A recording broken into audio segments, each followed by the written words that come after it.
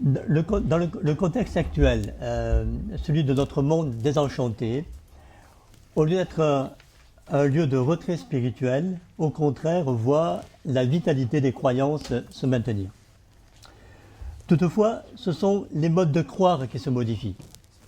Aujourd'hui prédomine la diversification et l'individualisation des croyances. Diana Butler-Bass, dans un de ses derniers ouvrages, définit la nouvelle spiritualité comme une foi expérientielle qui conjugue l'individu en communauté et en chemin spirituel librement choisi, fondé sur des principes d'empathie et de compassion et jugé sur le critère de l'authenticité intérieure.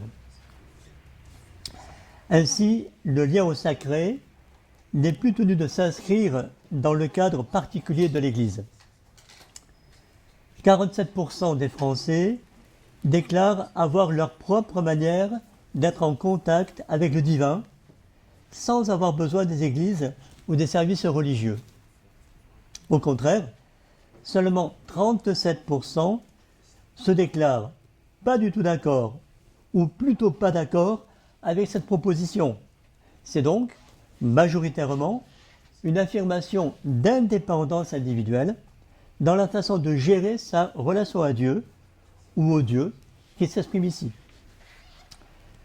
Voici donc venu le temps d'un do-it-yourself en matière religieuse, le temps des SDF de la croyance, qui ambitionnent de se passer des organisations religieuses et de leurs spécialistes. C'est le fameux « croire sans appartenir » évoqué par la sociologue anglaise Grace Davy. Une étude menée par 2 groupes de recherche suisses est relatée dans leur ouvrage « Religion et spiritualité à l'ère de l'ego ». Je l'ai amené, je pourrais vous le montrer, montre explicitement ce glissement important des croyants du groupe institutionnel, donc des institutions, vers l'extérieur des institutions, qu'ils appellent les distanciés, les alternatifs, les séculiers. Mais peu importe. En tout cas, il montre bien ce glissement, ce transfert du monde de la croyance à l'intérieur des institutions vers l'extérieur des institutions. Jean-Paul Villene, sociologue des religions, renchérit dans un article récent de Sciences humaines, renchérit en disant que le fait de s'identifier à une religion, encore plus de la pratiquer, est devenu un non-conformisme social, alors qu'il y a quelques décennies, le non-conformisme était au contraire le fait de ne pas avoir de religion. Il y a un basculement, un renversement de ce non-conformisme. Ainsi se développe, et cela plus particulièrement chez les jeunes, une religiosité qu'on pourrait définir comme hors piste, en reprenant l'expression du sociologue Yves Lambert, c'est-à-dire une religiosité mobile, flexible, et souvent donc aux marges des institutions. Par ailleurs, et tout naturellement, cette montée de l'autonomie croyante, de l'individualisation est conforme à l'évolution des valeurs des Français. En effet, prenant appui sur les enquêtes sur les valeurs des Européens, c'est l'enquête qui a lieu tous les 9 ans, Pierre Bréchon remarque que chacun veut être autonome dans ses choix de vie, sans avoir à obéir à des prescriptions morales toutes faites, que ce soit celles d'une religion, de l'État ou même de sa famille, pour tout ce qui concerne la vie privée. Chacun veut pouvoir faire ses expériences, se concocter sa petite philosophie pratique, en relativisant ce que disent les maîtres à penser. Voilà. Simplement quelques réflexions qui peuvent permettre de dresser le cadre de nos échanges d'aujourd'hui. Alors, je vais terminer en citant les maîtres à penser. Alors, je me tourne vers Jean. Donc, Jean, cette situation dans laquelle nous nous trouvons aujourd'hui est en fait la résultante d'une histoire longue.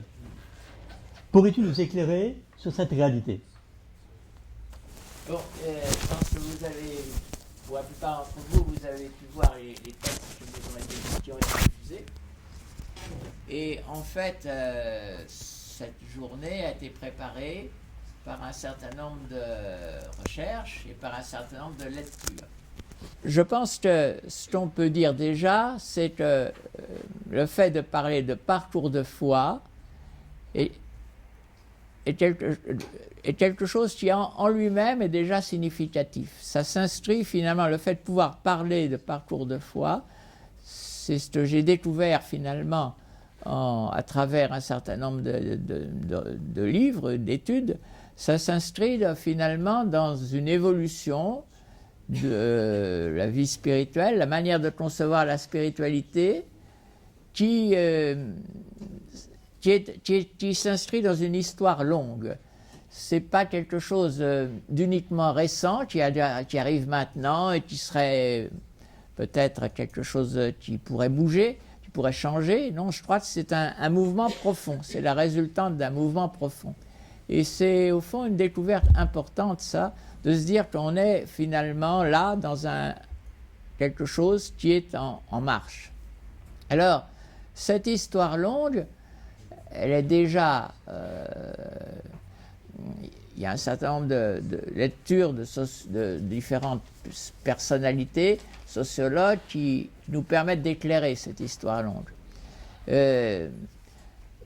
Il y a le livre de Daniel Hervieux-Léger, qui est Le pèlerin et le converti, dont on a souvent déjà entendu parler depuis longtemps.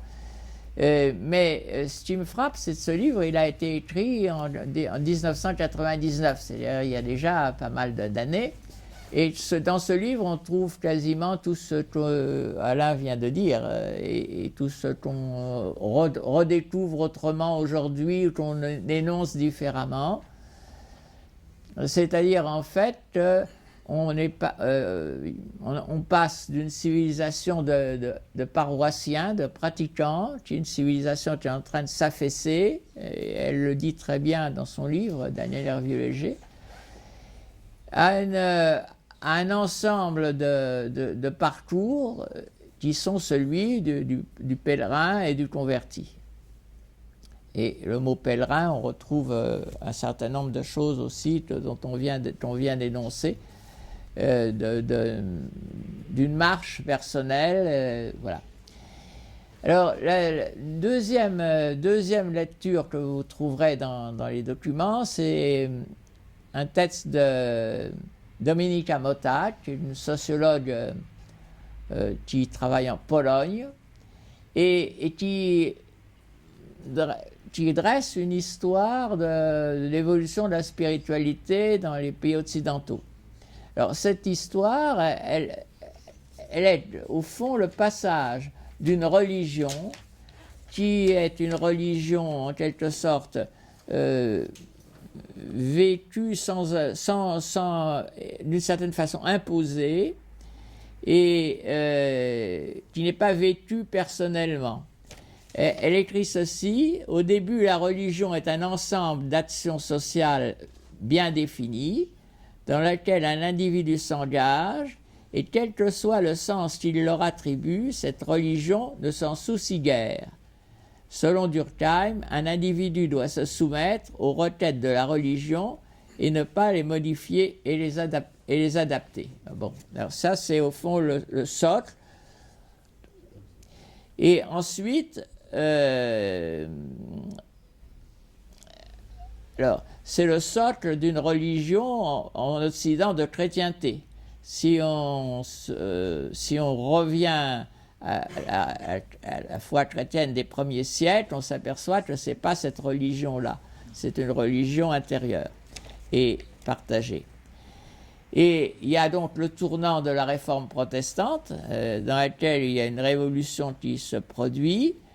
Chaque individu prend à la responsabilité de sa démarche personnelle.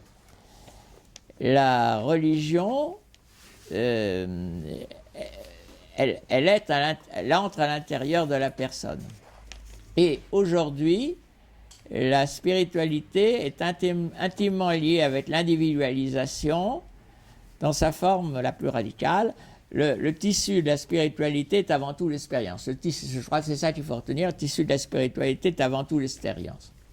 Alors, troisième lecture, c'est celle de Charles Taylor.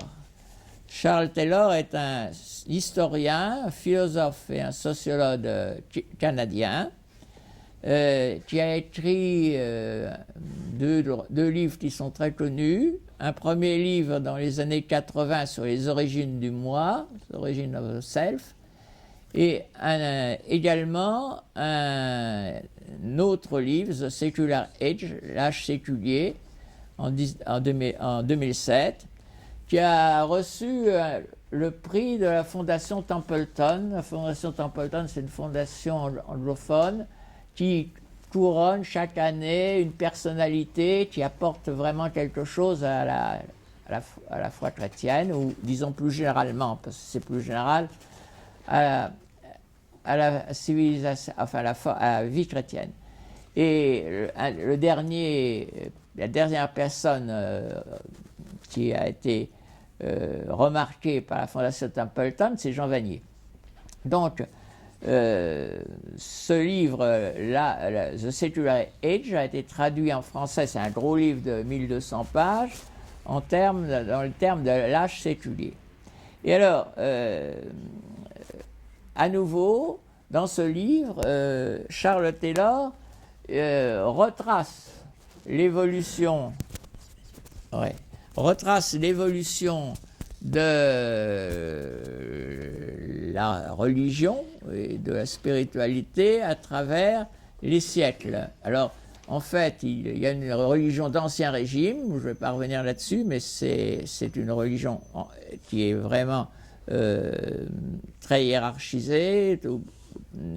Et puis ensuite, on passe progressivement par des étapes successives, sur lesquelles je ne vais pas non plus intervenir parce que c'est en fait de l'histoire déjà. On passe à travers différentes étapes successives à une nouvelle forme dans laquelle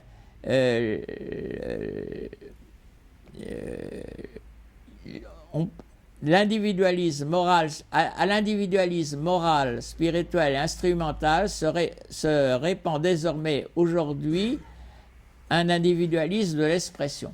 Alors, en fait, Charles Taylor consacre un ensemble de chapitres de son livre à ce qu'il appelle l'âge de l'authenticité. L'authenticité, c'est quelque chose qui, pour moi, me parle, parce que ça correspond pour moi à des valeurs de vérité,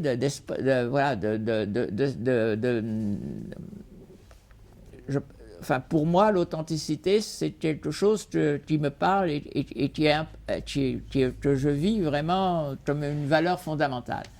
Et en fait, cet âge de l'authenticité, et je pense, je ne sais pas comment vous réagissez, vous, au terme d'authenticité, mais je pense que c'est vraiment quelque chose qui, aujourd'hui, est quelque chose d'important pour nous tous. Et alors, Charles Taylor décrit cette authenticité comme une valeur forte, une nouvelle conception de la vie émerge. Chacun de nous a une manière propre de réaliser son humanité. Il est important de trouver sa voie et de vivre en accord avec elle, au lieu de se soumettre au conformisme avec un modèle imposé de l'extérieur, imposé de l'extérieur par la société, par les générations précédentes, par l'autorité religieuse ou politique. Alors, ce changement culturel suscite une transformation dans les rapports entre les croyants et les églises. Et je trouve que Charles Taylor a une phrase à ce niveau-là qui est vraiment clé pour moi, je pense. qui nous éclaire beaucoup sur cette question des parcours de foi. Aujourd'hui, dans la perspective de l'expression, l'individualisation, la vie, alors, ce que dit Charles Taylor est la chose suivante.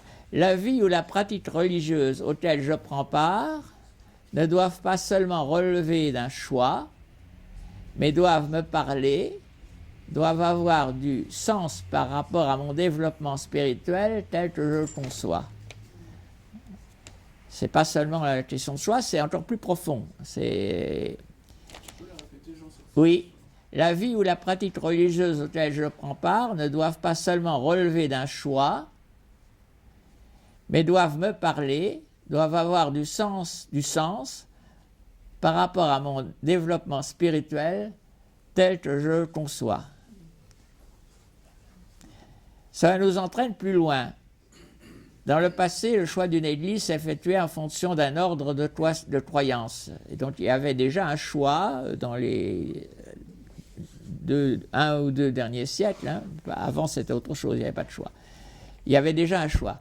Mais, ce que dit Charles Taylor, l'accent se déplace vers mon cheminement spirituel, vers les pensées qui me viennent dans les langages les plus complexes, les plus subtils, qui font sens pour moi, dans le maintien dans tel ou tel cadre qui devient de plus en plus délicat. Alors, dans cette perspective-là, plutôt, le maintien dans tel ou tel cadre devient de plus en plus délicat. Si effectivement il y a cette évolution très profonde dans le sens d'une recherche, d'une harmonie en quelque sorte entre ce que je vis, mon expérience, ce que je crois, ou ce qui me vient à l'esprit, dans ma démarche de foi, à ce moment-là, j'ai besoin d'avoir un certain rapport positif avec le cadre dans lequel je suis. Voilà, donc c'était en gros ça que je voulais dire par rapport à ta question. C'est-à-dire que là, il y a un éclairage qui se fait. Parcours de foi aux marges des cadres institutionnels, c'est une réalité actuelle, mais c'est une réalité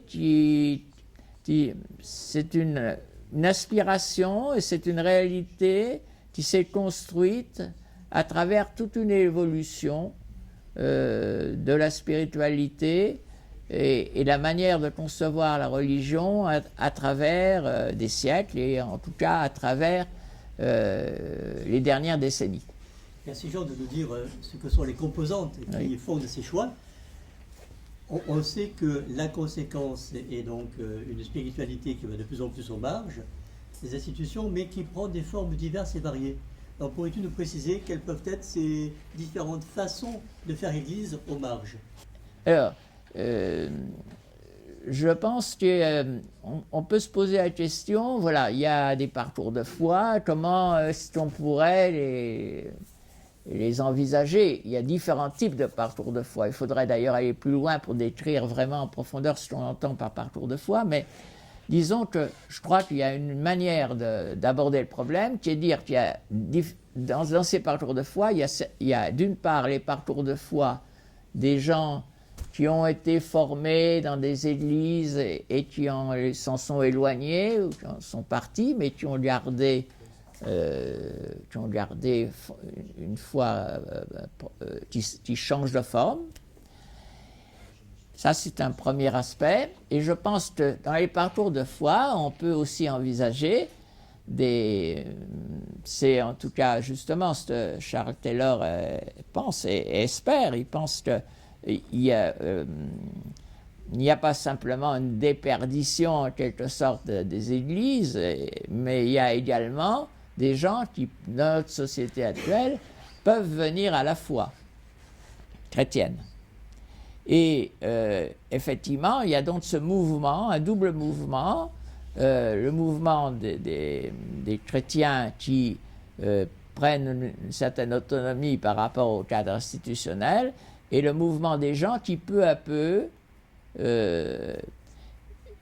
découvrent, évoluent et peuvent découvrir la foi si justement ces cadres les aident, ou s'il y a des dispositifs qui peuvent les aider. Alors, il y a également, dans ces parcours de foi, des confrontations. Il y a un livre de sociologue Jean-François Barbier-Bouvet qui s'appelle « Les nouveaux aventuriers de la spiritualité », qui traite, enfin qui parle justement des gens qui fréquentent des centres. Il y a beaucoup de centres en France dans lesquels il y a des sessions très différentes. Alors ça va du yoga à beaucoup d'autres choses. Et il étudie ce groupe de gens, s'il appelle les aventuriers de la spiritualité.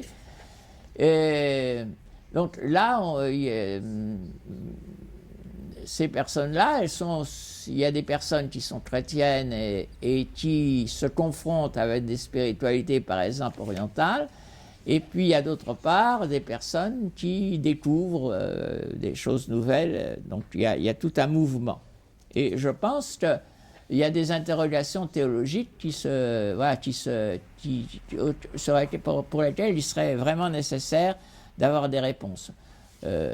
Par exemple, le problème de l'immanence, le rapport entre l'immanence et la transcendance. Alors, pour moi, c'est des réponses dans lesquelles un théologien comme Jürgen Moltmann m'a beaucoup aidé à comprendre un certain nombre de choses. Et voilà. Alors, dans le premier groupe, les groupes qui s'éloignent des églises, il y a un certain nombre de recherches qui ont été faites, souvent anglophones, parce qu'il y a vraiment un magnifique travail qui se fait dans les pays anglophones au niveau de la sociologie dans ce domaine. Il y a par exemple une enquête britannique sur Done but not forgotten, parti mais pas oublié, qui, sur un très grand échantillon, montre pourquoi les gens ont abandonné. C'est une recherche qui est faite auprès des gens qui ont abandonné la pratique religieuse dominicale, disons. Et c'est intéressant, notamment parce qu'il y a beaucoup de raisons pour que les gens abandonnent une pratique. Ça peut être des raisons très matérielles, mais il y a aussi des raisons spirituelles. C'est-à-dire, en fait, le fait qu'il y a une inadéquation entre justement leur évolution personnelle et ce qu'il leur est proposé. Et puis il y a un deuxième livre qui s'appelle Chrysalide, et il y a un deuxième auteur qui s'appelle Jamison, qui est un pasteur néo-zélandais qui, dans les années 2000, a constaté qu'il y avait une hémorragie, en quelque sorte, dans les églises évangéliques, et qui a travaillé auprès des gens qui quittaient les églises évangéliques tout en gardant la foi. Et il a travaillé dans cette perspective-là, et il a écrit ensuite un livre qui s'appelle Chrysalide, dont Hélène Guillois va nous parler tout à l'heure, et qui est un livre dans lequel il étudie ses parcours de foi en dehors des églises, en montrant que ces parcours de foi peuvent être très enrichissants, peuvent être des parcours de découverte spirituelle qui n'auraient pas pu être faits nécessairement dans les églises. Donc il y a un plus, mais il y a aussi des besoins, des besoins, des aspirations. Alors, je pense que il y a donc ces deux mouvements-là. Charles Taylor, qui est un historien, un philosophe, un chercheur, qui est aussi un croyant, s'interroge. Il dit, voilà, dans notre société actuelle, dans notre culture actuelle, quelle va être l'évolution, en quelque sorte. Et il écrit ceci: dans une recherche de sens par rapport à une vie paraissant vide, plate, dépourvue de but supérieur, on peut observer des quêtes personnelles qui peuvent facilement se traduire dans le langage de l'authenticité. J'essaie de trouver des voies, de me trouver. Si les églises respectent les parcours et dialoguent avec ceux qui les empruntent, alors d'expérience en expérience, des liens, des découvertes peuvent se faire et se déboucher sur la foi chrétienne. Et il dit aussi une chose qui me semble très intéressante, et ça on en a, je crois, conscience les uns et les autres par notre expérience, c'est que les voies d'accès vers une pratique et un engagement religieux sont maintenant très très variées. Et il dit ceci, ce n'est pas tant une pratique ecclésiale conventionnelle que des formes considérées juste là comme annexes, la méditation, une œuvre charitable, un groupe d'études, un pèlerinage, comme voilà, on a entendu parler tout à l'heure, une forme particulière de prière et bien d'autres choses de cet ordre. Donc il y a une grande variété et non plus une offre bien déterminée.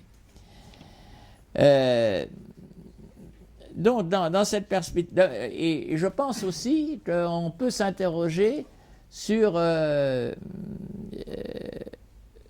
il y a vraiment des facteurs d'espérance dans une réflexion. Et j'ai été très frappé dans les textes que vous avez reçus. Il y en a un qui me semble vraiment très intéressant, d'Yvonne Richmond. C'est une anglaise qui a été une évangéliste et qui, ayant quitté ses fonctions d'évangéliste, s'est rendu compte que le fait de parler avec des gens sans fonction particulière, sans intention particulière, elle a découvert que chez des gens du milieu populaire, il y avait vraiment des attentes, un potentiel spirituel en quelque sorte qui pouvait déboucher sur des parcours de foi, sans déboucher pour ça sur des pratiques d'église. Voilà. Et je pense aussi, j'ai été très frappé, et j'insiste beaucoup sur ce livre-là. Il y a un livre de David H. qui s'appelle Something There, et qui relate, il dit ceci, il a fait des enquêtes, et il a découvert à travers des enquêtes, et aussi des enquêtes qui ont été faites en Angleterre, qu'il y a des expériences de transcendance qui se produisent sans vraiment crier gare, en quelque sorte. Des expériences de transcendance empreintes d'émerveillement et de plénitude, dans lesquelles les gens, tout d'un coup, ont cette découverte-là, et ensuite ils vont évoluer. Et il donne l'exemple d'un grand théologien, Pannenberg, qui a eu une expérience comme ça dans une rue d'une ville allemande et qui ensuite a cheminé et devenu un grand théologien. Si on va chez nous, en France, je pense au livre d'Éric Emmanuel Schmitt, dans son livre sur la nuit de feu, il y a quelque chose aussi d'un petit peu de cet ordre. Voilà. Merci Jean. Très rapidement, avant d'en entendre des témoignages, tu as parlé de dispositifs pouvant faciliter la mise en place de ces façons de croire aux marges des institutions. Peux-tu nous dire deux mots de ces dispositifs possibles? Alors,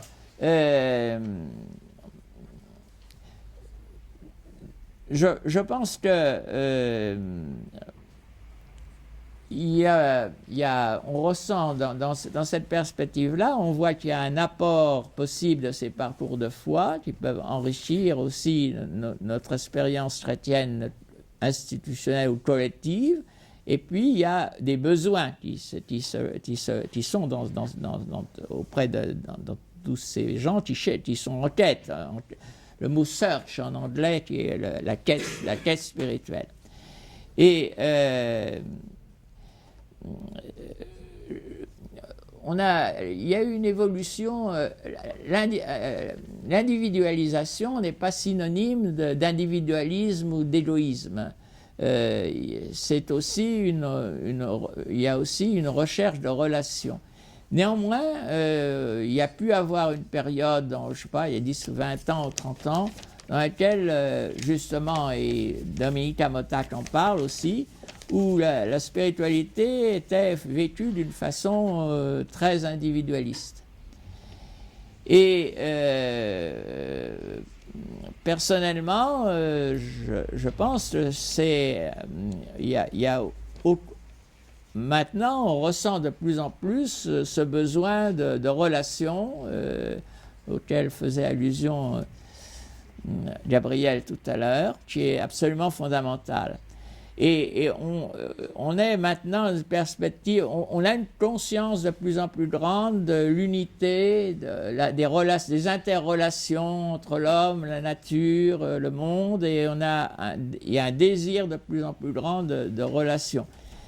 Dans cette perspective, David Hay, dont j'ai parlé tout à l'heure, il définit la spiritualité comme une conscience relationnelle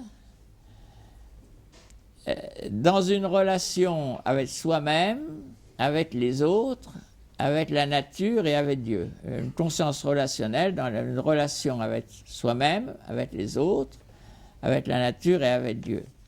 Et cette sociabilité, elle est également très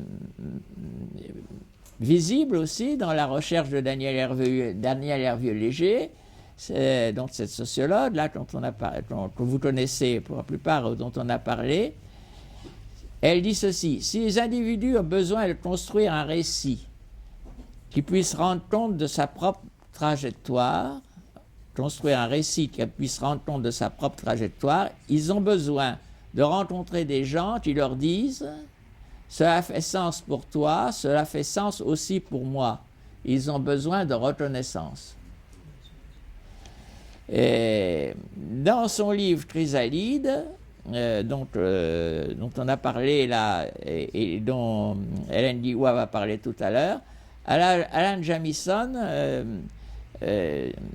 dit que on a besoin de plus en plus de ces notions de pèlerins et de relais qui sont absolument indispensables, justement, de pèlerins et de relais. Et on va peut-être parler justement ensemble par la suite du mot relais, qui sont indispensables justement par rapport à ces parcours de foi.